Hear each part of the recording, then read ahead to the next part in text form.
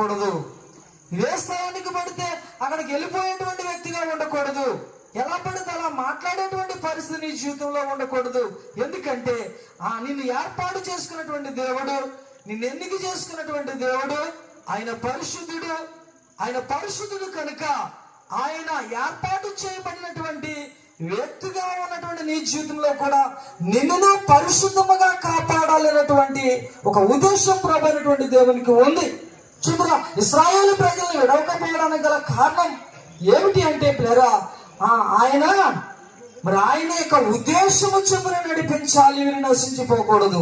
అందుకని ప్లేరా వారు 70 సంవత్సరాలు బానిస జీవితంలో మరలా అప్పగించబడినప్పటికీ కూడా ప్లేరా మరలా వారి విమోచన కొరకు ప్రభువైనటువంటి యేసుక్రీస్తు వారు మరలా ఈ భూమి మీద జన్మించటం అనేటువంటిది జరిగింది ప్లేరా. ఎందుకంటే ఆమె ఒక కుమారుని కనును, ఆయనే వారి పాపముల నుండి ఆయన విడిపించును అని చెప్పేసి ప్రవక్త ద్వారా ప్రవచించినటువంటి మాటను మనం చూస్తూ ఉంటాం.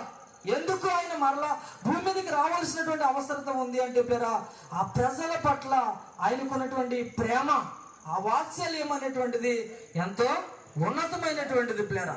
చూడరా, మన యొక్క జీవితాలు మనం పరిశీలన చేసుకుంటే ఇప్పుడు మన జీవితాలు ఎలాంటివి? ఇప్పుడు ఏమంటే ఈ లోకంలో విలువ లేనటువంటి మనుషులుగా నా జీవితాన్ని నేను చూస్తే పైకి మంచిగా కనబడేటువంటి వ్యక్తిగా ఉండేవాడిని, కానీ త్రాగుడు, రకరకాలైనటువంటి మోసపూరితమైనటువంటి జీవితం.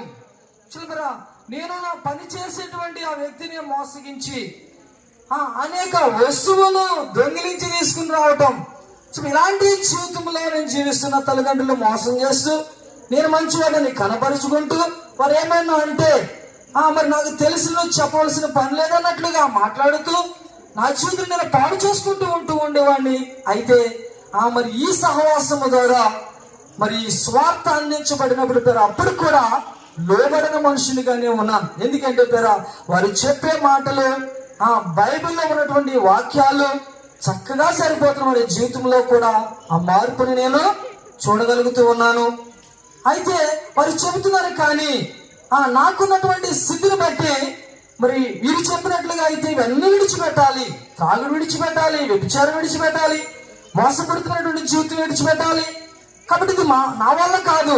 ఏదో ఆదివారం చర్చికి వెళ్ళి రావచ్చు, మారు బాప్తిసం పొందాను కాబట్టి వెళ్ళి రావచ్చు, ఇవన్నీ కొనసాగించవచ్చు.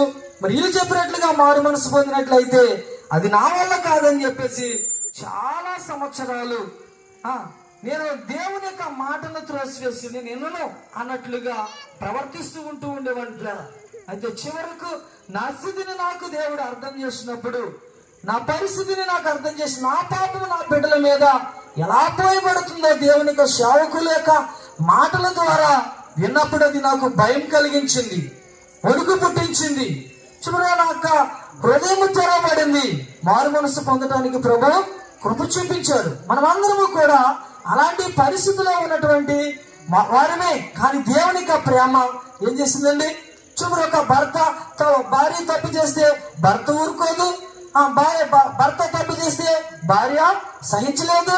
బిడ్డలు వ్యర్థముగా బ్రతుకుతూ ఉంటే తల్లిదండ్రులు కూడా ఇది మంచి పని చేస్తామని చెప్పేసి ఎవరు అనరు. చివరి వారిని గద్దిస్తారు, తిడతారు. లేదంటే సమాజము వారిని ఏమంటదండి, నీ బ్రతికి ఇలాంటిది అలాంటిది అని చెప్పేసి అంటూ ఉంటది. మంచి సాక్ష్యం ఉండదు. చివర మనుషులు తృణీకరించి వారిని చిన్న చూపు చేసి ఆ పరిస్థితి సమాజంలో ఉంటూ ఉండగా ప్రభైనటువంటి దేవుడు ఏం చేశాడండి? చివరి మనల్ని ఒక ఉన్నతమైనటువంటి స్థానంలో నిలబెట్టాలని ఆయన ఆ గొప్ప కార్యాన్ని మన జీవితంలో జరిగించి చూపించారు ఆయన. ఇక్కడ ఉన్న ప్రతి ఒక్కరు, మారు మనసు పొందినటువంటి ప్రతి ఒక్కరిలో అతి మహత్తరమైనటువంటి కార్యాన్ని మహాగణుడైనటువంటి ప్రభువు ఆయన జరిగించినటువంటి పరిస్థితి ఉంది. కానీ ఇప్పుడు మనకు ఆత్మీయ జీవితాన్ని మనం పరిశీలన చేసుకుంటే, మరి ఇప్పుడు ఆత్మీయ జీవితం ఏ స్థితిలోనికి వెళ్ళిపోయింది? ఏమండి, ఏ స్థితిలో మనం బ్రతుకుచ్చి ఉన్నాము? ప్రభు మాటను బట్టి జీవించగలిగే వారుగా నేను ఉన్నానని చెప్పగలుగుతామా? ఆయన మాట చొప్పున నేను బ్రతుకుతున్నాను, ప్రవర్తిస్తున్నాను చెప్పగలిగేటువంటి పరిస్థితి మన జీవితంలో కనబడుతుందా?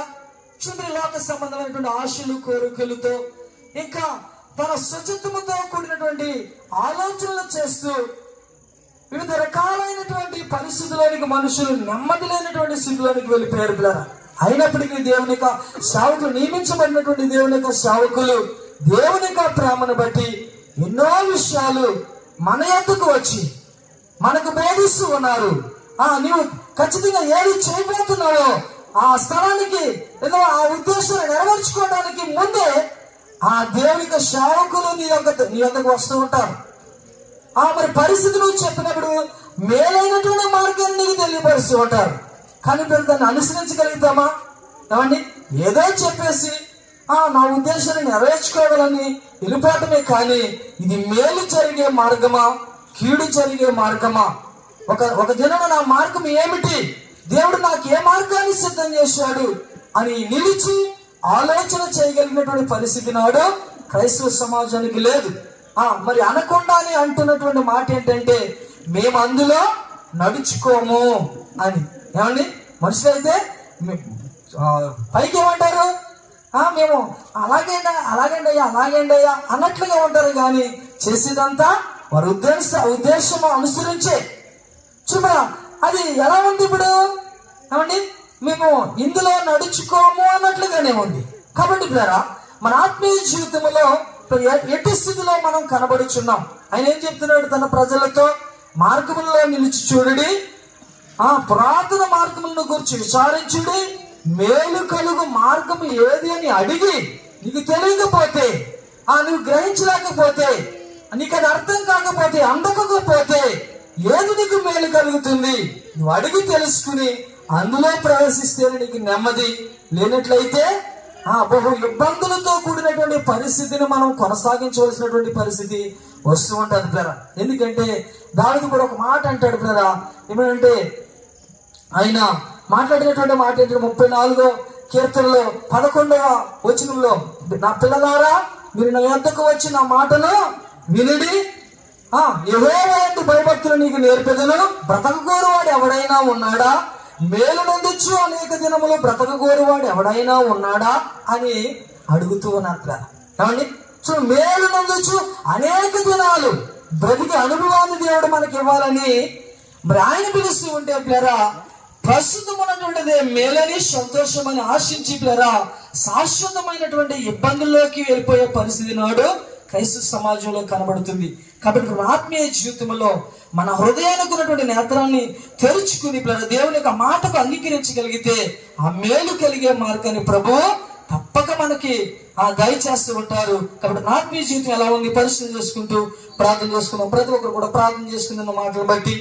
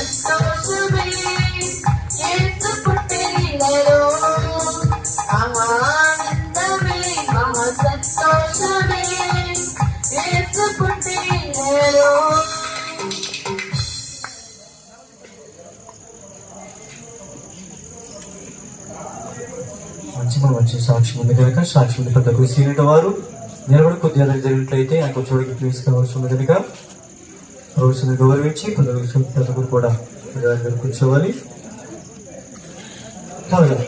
క్రమం చూసుకున్నట్టు కూడా క్రమం చూసి కూర్చోవాలి. పురుషులైన వారు కూడా అట్లు కూడా క్రమం చూసుకొచ్చినట్లయితే సాక్షి ముందు ప్రార్థన చేసుకుంటాం. కూర్చోవాలి.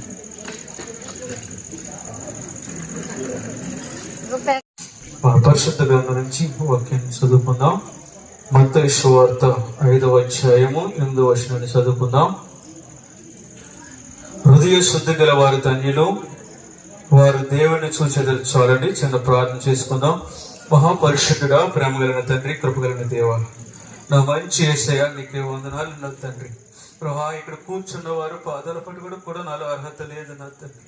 ప్రభా, దౌర్భాగ్యమైన జీవితం నుంచి నన్ను విడిపించి ప్రభా ఈ స్థలంలో నిలబెట్టినందుకు మీకు వందనాలు నాయన. ప్రభా, నన్ను బట్టి కాదు గాని ప్రభా మా సేవకులకు ఇచ్చినటువంటి వాగ్దానాన్ని బట్టి నేను ఈ స్థలంలో నిలబడి ఉండగా నా తండ్రి, ప్రభా నీ ఆత్మను కుమారించి నీ ఎక్కిని ప్రవాహాన్ని దయచేయండి నా ప్రభా. అయా, నా జీవితంలో మీరు చేసిన మేలులు ఏమి దాచిపెట్టకుండా నా తండ్రి, ప్రభా నీ సంఘ సముఖం ముందు ఒప్పుకుని విడిచిపెట్టేటువంటి కృపను నాకు దయచేయమని ప్రభా, సాక్షి విషయంలో మీరే తోడుగా ఉండి నడిపించమని యేసు నామములో అడిగి వేడుకుంటున్నాము తండ్రి, ఆమేన్. అందరికీ వందనాలు. నా పేరు దానియేలు. మా యొక్క స్వగ్రామం ఈ గ్రామమే. మా తండ్రి గారి పేరు వెంకటరావు, మా అమ్మగారి పేరు నాగరత్నం. వారికి 4 సంతానం అయి ఉన్నారు. ఆఖరివాడిని నేను. ఆఖరివాడిని అయ్యడం వల్ల నన్ను చాలా గారవంగా మా తల్లిదండ్రులు నన్ను చూస్తూ ఉండేవారు. వారు చూస్తున్న గారాబాన్ని బట్టి నేను ఎక్కువగా వారి మాటలు లెక్క చేయకుండా తిరుగుతూ ఉండేవాడిని. మా తల్లిదండ్రులు ఎంతగానో కష్టపడుతూ ఉండేవారు. వారు కష్టపడినంతా కూడా మా యొక్క సహోదరు నిమిత్తము మా యొక్క కుటుంబంలో సమాధానం ఉండేది కాదు. ఎందుకంటే మా తల్లిదండ్రులకి 4 పిల్లలైనప్పటికీ 3 ఆరోగ్యంగా ఉన్నారు, కానీ ఒక సహోదరుని బట్టి చాలా కృంగిపోతూ ఉండేవారు. 1000 రూపాయలు ఆమె నిమిత్తమే వారు ఖర్చు పెడుతూ ఉండేవారు అన్నమాట. అలా ఉన్నప్పుడు మా కుటుంబంలో ఎప్పుడూ నెమ్మది ఉండేది కాదు. మా నాన్నగారు వారి యొక్క తల్లిదండ్రులను బట్టి వారు అన్యాసారంగా జీవిస్తూ ఉండేవారు. మమ్మల్ని కూడా అదే రీతిలో వారు కొనసాగిస్తూ ఉండేవారు. పుష్కరాల స్థానాలని, గోదావరి స్థానాలని అవి తిప్పుతూ ఉండేవారు. యొక్క పొలంలో పనిచేసినప్పుడు ఆ యొక్క చెట్లకి వాటికి వారు పూజ చేస్తూ ఉండేవారు. మేము కూడా ఏమనుకునేవారు అంటే ఇవే నిజమే మన దేవుళ్ళని మేము వాటిని అంగీకరిస్తూ ఉండేవాళ్ళం. అయితే మా అక్కను బట్టి మాకు నెమ్మది ఉండేది కాదు. ఈ యొక్క శీతాకాలం వచ్చినప్పటికీ ఆమె యొక్క ఆవేశం వచ్చేసి చాలా హాస్పిటల్ తిప్పుతూ ఉండేవారు. సంవత్సరం అంతా మా తల్లిదండ్రులు కష్టపడి సంపాదించినటువంటి ఆ ధనమంతా కూడా హాస్పిటల్ వేస్తూ ఉండేవారు. అలాగ మా యొక్క కుటుంబం కృంగిపోతూ ఉన్నప్పుడు మా సహోదరు ఒక్కతే చర్చికి వెళ్తూ ఉండేది. ఆమె చర్చికి వెళ్ళినప్పుడు కొంతవరకు ఆమె యొక్క జీవితము బాగుపడినట్టుగా మాకు అనిపించేది. సర్లే, ఆమె యొక్క చర్చికి వెళ్ళి ఆమె బాగుపడితే మంచిదే కదా అనుకున్నాం, కానీ మా యొక్క కుటుంబంలో ఎవరు వెళ్ళే వాళ్ళం కాదు. ఎందుకంటే మాకు అలా ఇష్టం ఉండేది కాదు. ఈ చర్చి అన్నా దేవుడు అన్నా మాకు ఇష్టం ఉండేది కాదు. మా కుటుంబంలో అలాగ ఉంటూ ఉన్నప్పుడు బాల్యకాలం నుంచి నేను యవ్వన కాలంలోకి వచ్చినప్పుడు నా జీవితాన్ని నేను పాడు చేసుకోవడం అలవాటు చేసుకున్నాను. చెడు స్నేహాలను బట్టి, నా స్నేహితులను బట్టి సినిమాలు చూడటం మెల్లగా నా జీవితంలో నాకు అలవాటు అయిందండి. సినిమాలు ఎలా చూసేవాళ్ళం అంటే రోజుకి 2-3 సినిమాలు చూస్తూ ఉండేవాళ్ళం. నైట్ సినిమాకి వెళ్ళిపోయేవాడిని, మళ్ళీ తెల్లారినప్పుడు వస్తూ ఉండేవాడు. నా జీవితమే సినిమా అన్నట్టుగా ఉండేది. ఎప్పుడు కాలేజీకి వెళ్ళేవాళ్ళం కాదు. ఇంట్లో నుండి కాలేజీకి వెళ్తున్నామని వెళ్ళేవాళ్ళము. నా స్నేహితులు మేము కలిసి మా పుస్తకాలు వేరే దిక్కున పెట్టేసి ఆ సినిమా హాల్లో కూర్చుంటూ ఉండేవాళ్ళం. సాయంత్రం వచ్చేసేవాడిని. అలాగే నా జీవితాన్ని నేను పాడు చేసుకోవడం జరిగింది. అలా సినిమాల నుంచి మొదలైనటువంటి నా జీవితము పాపంలోనికి పరుగులు తీయటం మొదలు పెట్టానండి. నా ఆలోచనలు చెడిపోతూ ఉండేవి, నా ఉద్దేశాలు చెడిపోతూ ఉండేవి. నేను ఎప్పుడు చూసినా ఎవరొకరితో పాపం చేయాలి, నేను ఇలాగ వారితో గడపాలన్న ఆలోచనలే నాతో ఉంటూ ఉండేయండి. అలాగున్న నా జీవితం నేను ఎక్కువగా పాడు చేసుకుంటూ ఉండేవాడిని. అయితే ఇదే గ్రామంలో మా అన్నయ్యకి ఎంతో మంచి పేరు ఉండేదండి. అయితే మా అన్నయ్య పేరుని చూసి నన్ను ఏమనేవారంటే, అతనికి నీకు ఎక్కడ పోలిక లేదురా, పోలిక లేదు, నువ్వు ఇలా జీవిస్తున్నావు ఏంటని నన్ను తిడుతూ ఉండేవారు. అప్పుడు నాకు చాలా బాధ అనిపించింది. ఒకే కుటుంబంలో నేను పుట్టాను కదా, మా అన్నయ్యనేమో అందరూ మంచోళ్ళు అన్నారు, నన్నేమో ఇలాంటి వాడు ఎందుకు పుట్టాడు అంటూ ఉండేవారు. నన్ను చూసి మా తల్లి కూడా చాలా దుఃఖిస్తూ ఉండేది. చాలా సార్లు వాళ్ళు అనుకుని ఉండొచ్చు, బహుశా ఇలాంటి వాడు నా కుటుంబంలో పుట్టకుండా ఉండుంటే మంచిది అనుకుండా ఉండవచ్చు. అలాగా నేను జీవిస్తూ ఉండేవాడిని. నా జీవితాన్ని నేను పాడు చేసుకుంటూ పాపంలో నేను పరుగులు తీస్తూ నేను మా కుటుంబానికి ఎన్నో తలంపులు తెచ్చేటువంటి వ్యక్తిగా నేను ఉండేవాడిని. అయితే నేను చర్చికి వెళ్ళే వాళ్ళని చూసి చాలా బాధపడేవాడిని. ఎందుకంటే వారి జీవితాలు మారినట్టు కనిపించే కానీ మారే కాదు. చిచ్చి నేను ఇలా వెళ్ళకూడదు, ఈ యొక్క జీవితమే బాగుంది అన్నట్టుగా ఉండేవాడిని. అలాగే నా జీవితాన్ని పాడు చేసుకుంటున్న సమయంలో ఒకసారి మా అన్నయ్య నాకు ఫోన్ చేసి, నువ్వు అర్జెంట్ గా ఇక్కడ ఉండొద్దు, నువ్వు హైదరాబాద్ వెళ్ళిపోమని చెప్పారు నాకు. అలాగే ఆ రోజుని మా అన్నయ్య మాట గౌరవించి నేను హైదరాబాద్ వెళ్ళటం జరిగింది. ఆ ప్రాంతానికి వెళ్ళినప్పుడు అక్కడ నాకు ఎవరూ తోడలేరు, ఎవరు నా అన్నవారు ఎవరు లేరు. అక్కడ ఒంటరిగా కనబడినప్పుడు నాకు చాలా బాధ అనిపించింది. ఏంటి, నా గ్రామంలో అయితే నా బంధువులు ఉన్నారు, నా గ్రామంలో అయితే నా స్నేహితులు ఉన్నారు, నా తల్లిదండ్రులు ఉన్నారు, నా రక్త సంబంధులు ఉన్నారు, నేను ఇక్కడికి ఎందుకు వచ్చానో నాకు ఎవరు లేరు అని అక్కడ కూర్చుని నేను ఏడుస్తూ ఉన్నాను. అలా ఏడ్చినప్పుడు అక్కడ ఉన్న హాస్టల్లో ఒక ఫోటో అంటించబడి ఉందన్నమాట. ఆ ఫోటో ఏంటంటే ఒక రొట్టి ద్రాక్ష రసం అందించుకున్నటువంటి ఒక గిన్నె మాత్రం అంటించబడి ఉంది. నేను ఆ ఫోటో చూసినప్పుడు ఆ ఫోటోలోంచి ఒక స్వరం వినపడుతుంది నాకు. భయపడకు, నేను నీకు తోడై ఉన్నానని ఒక స్వరం నాకు వినపడింది. అప్పుడు నాకు చాలా ధైర్యం అనిపించింది. నిజమే, మా యొక్క గుడికి వెళ్తుంది, నేను కూడా గుడికి వెళ్తే దేవుడు నాకు కూడా తోడుంటాడని అనిపించింది. ప్రియ దేవుని బిడ్డలారా, ఆ స్థలంలో నుంచి అప్పటి నుంచి నేను అక్కడ చర్చ్ ఎక్కడుందని ఎంక్వైరీ చేసినప్పుడు పలానా ఏరియాలో చర్చ్ ఉందన్నప్పుడు అక్కడికి వెళ్తూ ఉండేవాడిని. అయితే అప్పుడు నేను అక్కడ ఒక బైబిల్ కావాలని వచ్చినప్పుడు బైబిల్ ఎక్కడ దొరుకుతుందో కూడా నాకు తెలియదు. అయితే మా ఊరు నుంచి ఒక అబ్బాయి అక్కడ ఉంటే వారి ఇంటికి వెళ్ళి నాకు ఒక బైబిల్ కావాలని నేను అడిగాను. అయితే ఆయన కొత్త నిబంధన గ్రంథం ఒకటి నాకు ఇచ్చారు.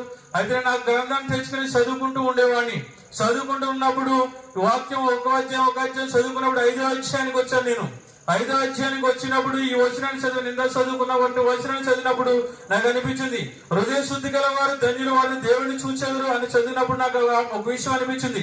హృదయ శుద్ధి ఎవరికి ఉండదు, అయితే ఎవరు ఈ లోకంలో దేవుడిని చూడరు అని అనుకుని ఆ వాక్యాన్ని దాటివేసి వెళ్ళిపోయాను. ప్రియ దేవుని బిడ్డలారా, అలాగే వెళ్ళిపోయిన తర్వాత అక్కడ ఒక స్నేహితుడు నాకు పరిచయం అయ్యి అతను నన్ను ఏమన్నాడంటే, ఇక్కడ కాదు కలవరి టెంపుల్కి వెళ్దాం, అక్కడ సతీష్ కుమార్ గారు మంచి వాక్యం చెప్తారని చెప్పినప్పుడు దేవుడు మాట్లాడి నన్ను బలపరిచిన విధానం బట్టి నేను అక్కడికి అంగీకరించి ఆ స్థలానికి వెళ్ళడం జరిగింది. అక్కడికి వెళ్ళినప్పుడు నాకు అర్థమైంది ఏంటంటే, దేవుడిని నమ్ముకుంటే పాపం చేయకూడదు, పాపం పనులు చేయకూడదు అని ఆ స్థలంలో అర్థమైనప్పుడు నా హృదయం కరగబడి కొంచెం కన్నీటి ప్రార్థన వచ్చింది. అప్పుడే ఆ కలవరి టెంపుల్లో తీర్మానం తీసుకున్నాను, బ్రతికినంత కాలం ఇంకా పాపం చేయకూడదు అని అనుకున్నా. నేను పాపం అంటే ఏమిటి అనుకున్నానంటే, వ్యభిచరించకూడదు, దొంగతనం చేయకూడదు, అబద్ధం ఆడకూడదు, ఆ 3 విషయాలే పాపం అనుకున్నాను నేను. ఆ పాపం అనుకుని ఆ విషయాల మీద జీతం కొరకు 6 నెలలు ప్రార్థన చేసుకున్నాను. ప్రియ దేవుని బిడ్డలారా, ప్రార్థన చేసుకున్న తర్వాత నా మీద నేను నిలబడగలను, పాపములో నేను పడను అని అనుకున్నప్పుడు ప్రియ దేవుని బిడ్డలారా నేను అక్కడే బాప్తిసం తీసుకోవడం జరిగింది.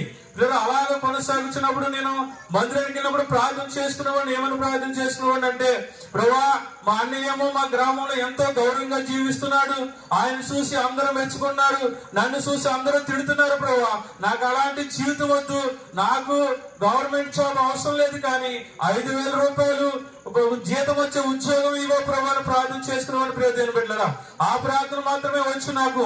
ఆ ప్రార్థన చేసుకుని మందిరానికి తిరిగి వచ్చేవాడిని. అలా చేసుకున్న కొద్ది దినాలకి దేవుడు పనికిమాలైన నా చేతుల్లో గొప్ప కార్యం చేయడం మొదలు పెట్టాడు.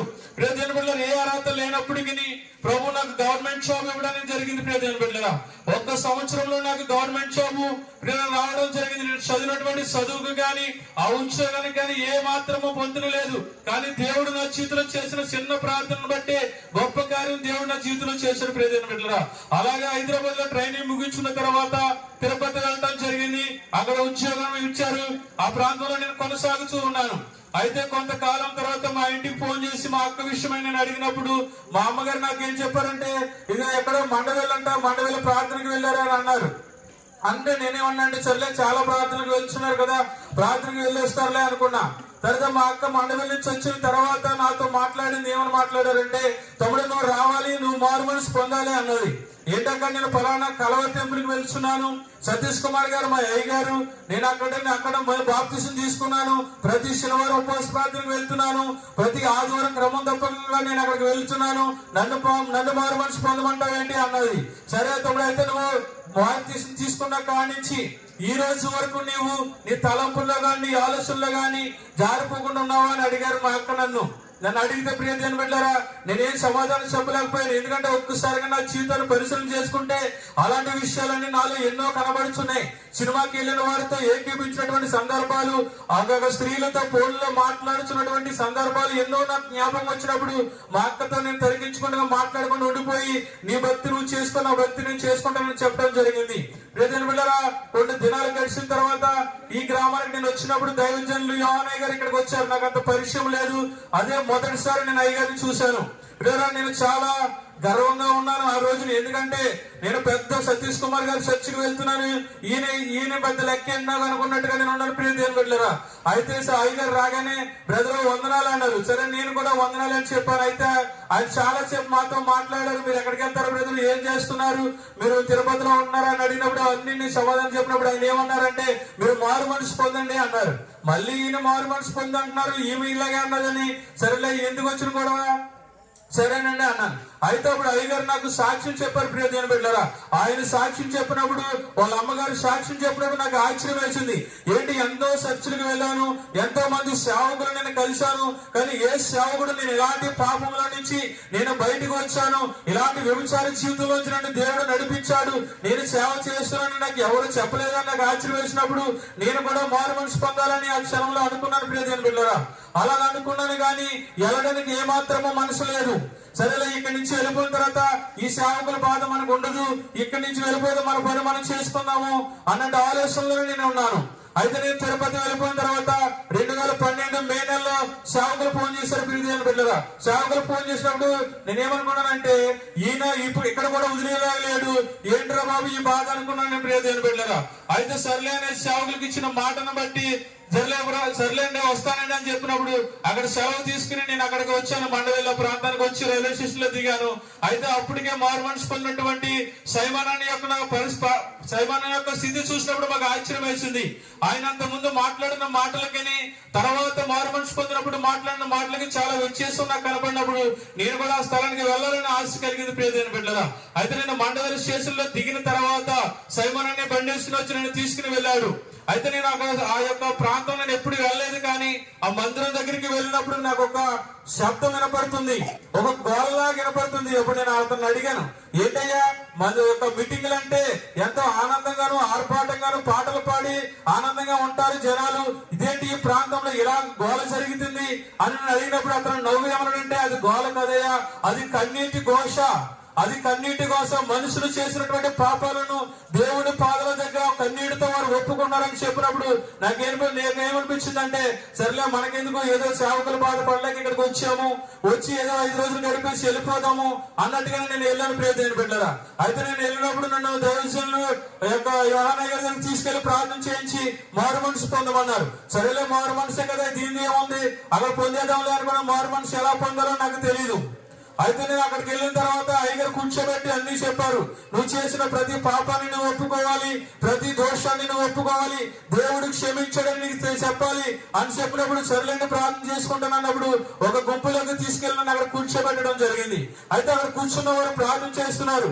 అంతకుముందు నాకు ప్రార్థన చేయడం అంటే వారిని దీవించు ప్రభా, అయ్యా నాకు ఇది కావాలి ప్రభా, నాకు అది కావాలి ప్రభా అనడం మాత్రమే తెలుసు. అయితే అక్కడికి వెళ్ళిన తర్వాత వారు ఏమైనా ప్రార్థన చేస్తున్నారంటే, ప్రభా నేను కుక్కతో పాపం చేశాను, అయ్యా నేను కోడితో పాపం చేశాను, వారి జీవితాన్ని బాహాటంగా వారు ఒప్పుకుంటూ ఉన్నప్పుడు నా జీవితం నాకు అర్థమైంది.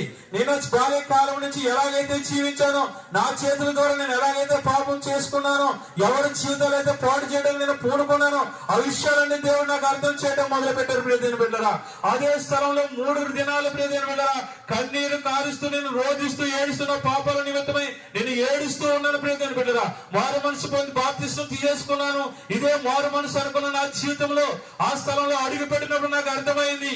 మారు మనసులో కూర్చున్నప్పుడు నా జీవితం నాకు అర్థమైంది. అయ్యో నేను ఎంత కాలము ప్రభా నేను పాపంలోనే ఉన్నాను, నేను బాప్తిస్మం తీసుకున్నాను గాని ప్రభా నా పాపాలు కడగబడలేదు, నా జీవితం కడగబడలేదు. ప్రభా నువ్వు ఒక్కసారి నాతో మాట్లాడు నాయన, నా పాపాలు మీరు నాకు తెలియచేయండి ప్రభా అని అక్కడ కనబడుచున్నటువంటి వారి పాదాలు పట్టుకుని నా జీవితం ఎలా ఉందని నేను అక్కడ వారి జీవితం సరి చేసుకుంటూ ఉన్నాను. ప్రియమైన బిడ్డలారా, అలాగ 3 దినాలు నా కన్నీటితో నా హృదయాన్ని సరి చేసుకుంటూ ప్రతి పాపాన్ని నేను కడుక్కున్నప్పుడు నా హృదయం తేలిక చేయబడింది.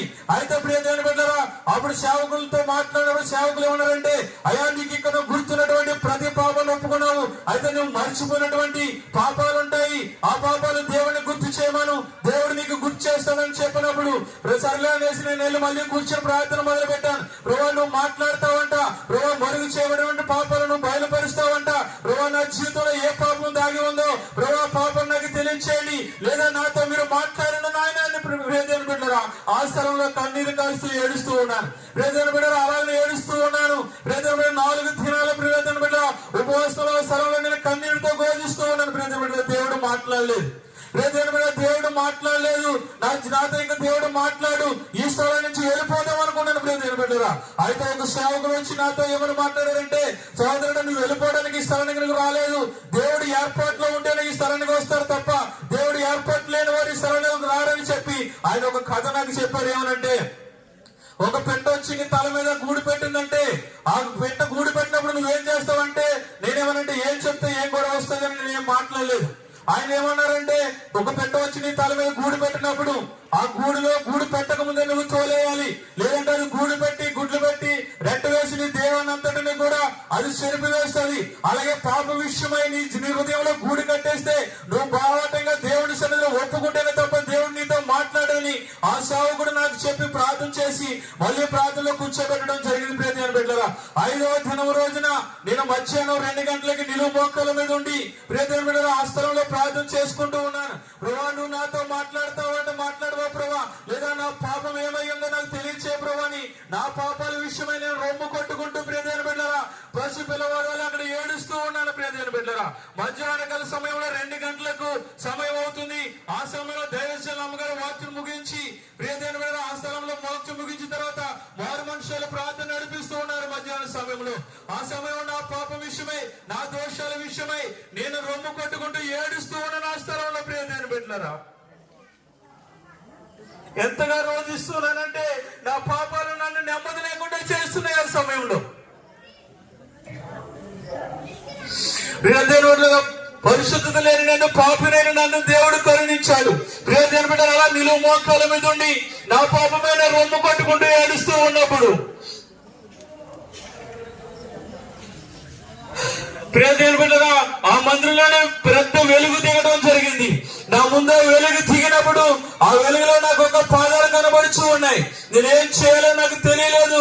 నేనన్నీ ఆ పాదాలు పట్టేసుకుని ప్రభువా నేను పాపిని నన్ను క్షమించేయని అడిగినప్పుడు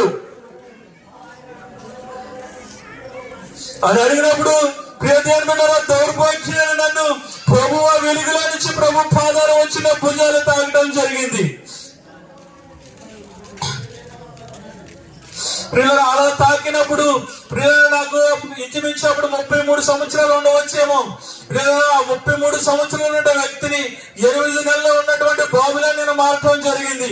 అలా మారినప్పుడు ఆయన చేతిలోకి తీసుకుని ఒక మాట నాకు చెప్పారు, అయ్యా నీ పాపాలు నిన్ను క్షమించాను, కానీ నీవు ఈ భూమి మీద ఎవరికైతే ఎలా పాపం చేశావో, ఎవరికైతే ఎలా వ్యతిరేకంగా జీవించావో అలా వారందరి దగ్గరికి వెళ్ళి నన్ను క్షమాపణనంటే వారిని కూడా క్షమాపణ అడగమని చెప్పడం జరిగింది. ప్రియమైన బిడ్డలారా, అలా దేవుడు మాట్లాడినప్పుడు నా హృదయం ఎంతగానో తెప్పరిల్లింది.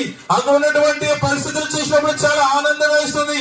ఎప్పుడు పొందలేనటువంటి కొత్త అనుభూతిని ఆ సమయంలో నేను పొందుకోవడం జరిగింది. ప్రియమైన బిడ్డలారా, అలా నా జీవితం కొనసాగుతుంది. నా వివాహ విషయంలో కూడా దేవుడు గొప్ప కార్యం చేశారు. ప్రియమైన బిడ్డలారా, మారు మనసు పొందినప్పుడు దేవుడు అమ్మగారి దగ్గరికి వెళ్ళి ఇలా దేవుడు మాట్లాడినప్పుడు అమ్మగారు ఏం చెప్పారంటే, ప్రియమైన బిడ్డలారా, నీతో దేవుడు మాట్లాడాడయ్యా, జాగ్రత్తగా ఉండి ప్రార్థన చేసుకోమని ప్రార్థన చేసి పంపడం జరిగింది. ప్రియమైన బిడ్డలారా, నేను అక్కడి నుంచి బయలుదేరి అయ్యగారి దగ్గర ప్రార్థన చేయించుకుని విజయవాడ వచ్చి తిరుపతి ప్రయాణం అవుతూ ఉన్నాను. తిరుపతి ప్రయాణం అవుతున్నప్పుడు నేను ట్రైన్ లో ఉండి నిద్రపోతూ ఉన్నాను.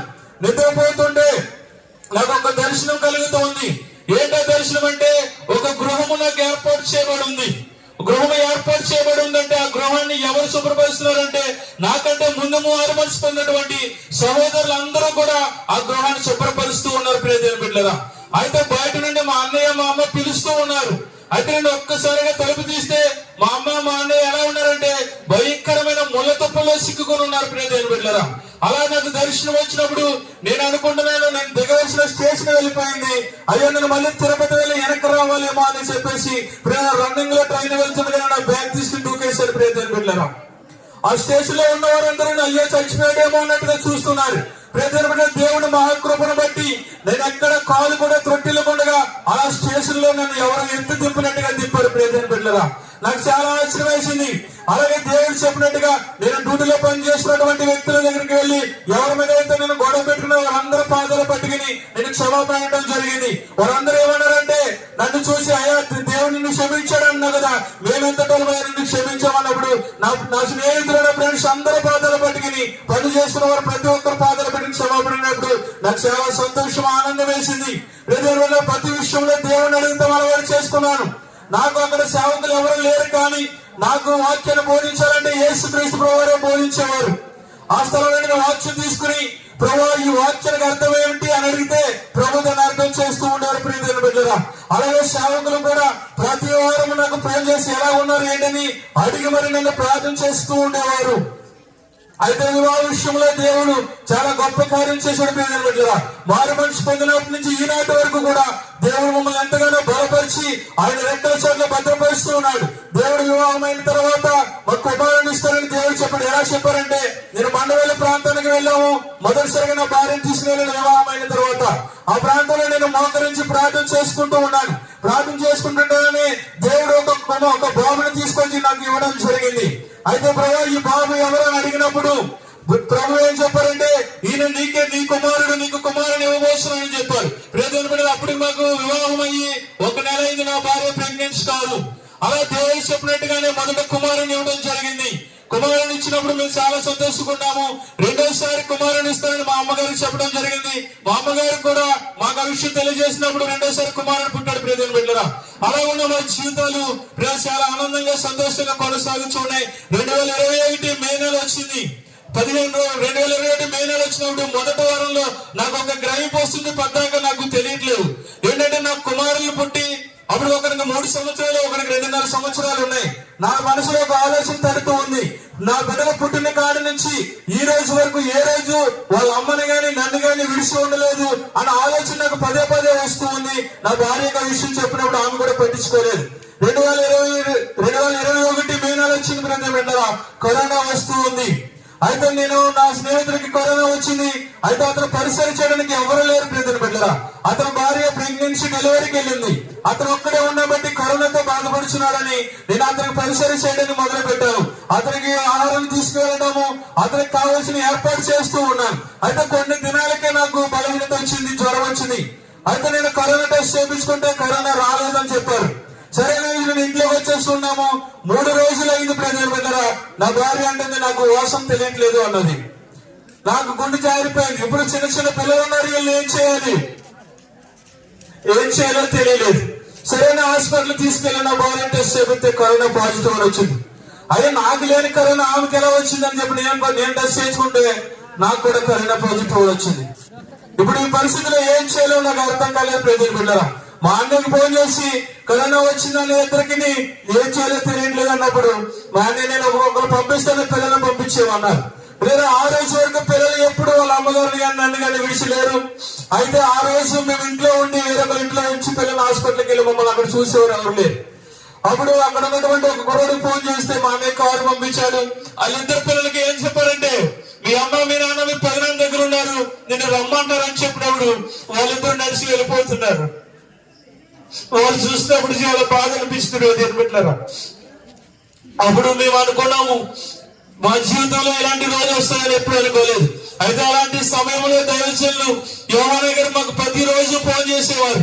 ప్రతిరోజు రాత్రి 12 గంటలకు ఫోన్ చేసి ఎలా ఉన్నారు ఏంటి ఏం కాదు భయపడకండి మాతో మాట్లాడుతూ ఉండేవారు. అలాగే అక్కడ ఉన్నటువంటి దైవ సేవకులు మేము ఫుల్ కరోనాతో ఇద్దరు ఉన్నప్పుడు ఆయన వచ్చి మాస్క్ పెట్టుకుంటే మేమెక్కడ బాధపడతామని సహవాసంలో ఉన్నటువంటి సేవకుడు దానియేలు గారు మాస్క్ పెట్టుకోకుండా మా దగ్గరకు వచ్చి మమ్మల్ని బలపరుస్తూ ఉండేవారు. పిల్లలు ఏ పని చేసుకోలేనటువంటి పరిస్థితుల్లో అక్కడ ఉన్నటువంటి సంఘ సహోదరులు ప్రతిరోజు మనకు వాళ్ళే ఆహారాన్ని వండి మా గృహానికి పంపిస్తూ ఉండేవారు. మేము వాళ్ళు మాస్కులు పెట్టుకుంటే మేము ఎక్కడ బాధపడతామని ఎవరు మాస్క్ పెట్టుకునేవారు కాదు మా దగ్గరకు వచ్చినప్పుడు. ప్రజలు పెట్టారు ఈ సహవాసంలో సేవకులు కానీ సహోదరులు కానీ లేకపోయింటే ప్రజలు పెట్టారా మేము ఎప్పుడూ చనిపోయేవాళ్ళు. నన్ను కలవరి టెంపుల్ నడిపించినటువంటి సహోదరుడు నాకు కరోనా వచ్చిన 3 రోజులకి నాకు ఫోన్ చేసి అనే నాకు కరోనా వచ్చింది అన్నాడు. సరే భయపడకరా మాకు వచ్చింది తగ్గిపోద్ది నువ్వు కంగారు పడకరా అని చెప్పి అతను ధైర్యపరిచాము. కానీ ప్రతి 14 రోజులకి చనిపోవడం జరిగింది అతడు.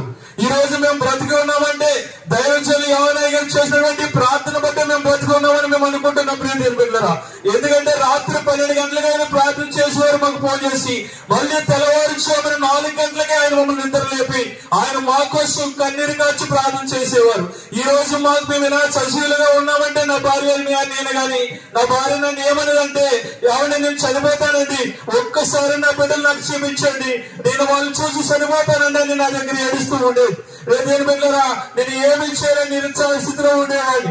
అప్పుడు నేను సేవకులు ఫోన్ చేసినప్పుడు వారు ఎంతగానో ప్రార్థన చేసి వారు మమ్మల్ని బలపరిచి మా కోసం సంఘంలో ప్రార్థన చేయించేవారు. ఈ రోజు సజీవులుగా మేము జీవించున్నామంటే ప్రతి బిడ్డలు ఈ మారు మనిషి అనుభవము మా కొరకు ప్రార్థించేటువంటి సేవకుల యొక్క ప్రార్థనని మేము నమ్ముతూ ఉన్నాం. ప్రతి బిడ్డరా అంతవరకు ఈ సహవాసంలో నిలిచి ఉండాలని దేవుడు కొరకు అరిగిపోవాలని ఆయన సేవలో కొనసాగాలని మీ అనుదిన ప్రార్థనలో మా యొక్క కుటుంబాన్ని జ్ఞాపకం చేసుకోమని ఈ శిరస్సాక్ష్యాన్ని ముగిస్తూ ఉన్నాం.